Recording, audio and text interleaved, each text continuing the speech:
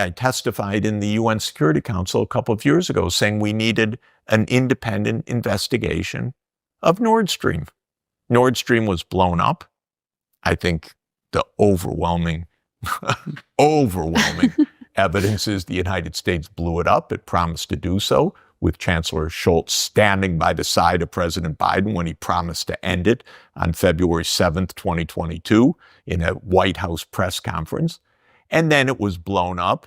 And I said, well, why don't we investigate?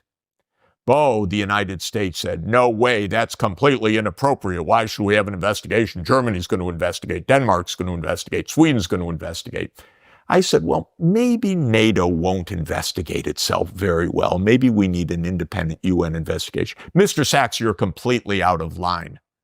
Well, do you blame the UN that we don't quite know what happened, or would you blame the United States and your German government? I blame Germany. Yeah, I would too. Because Chancellor Scholz knows what happened. I think it's embarrassing. Oh, you think he knows? Of course he knows. Mm-hmm. How could he not know? Of course he knows. Everybody knows, by the way.